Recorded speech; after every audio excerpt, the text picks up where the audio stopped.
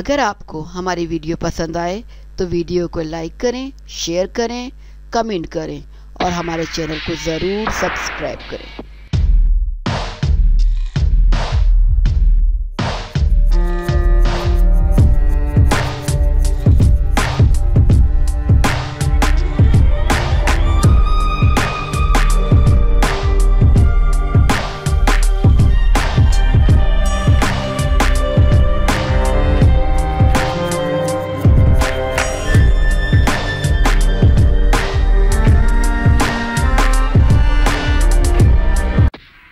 मारूफ बरतानवी अदाकारा टीना ओब्रायन ने नए साल के आगाज पर शादी कर ली।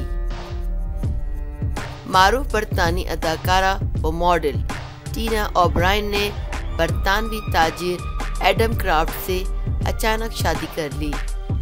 उन्होंने मैनचेस्टर में न्यू ईयर नाइट पार्टी का एहतमाम किया और मेहमानों को वहां आकर पता चला कि 35 साल अदाकारा अपनी जिंदगी के नए सफर का भी आगाज करेंगी। इस मौके पर टीना ओब्रायन का कहना था कि वो और एडम क्राफ्ट्स अरसे से एक दूसरे को पसंद करते हैं और दोनों ने न्यू ईयर नाइट पर सरप्राइज शादी करने का फैसला किया।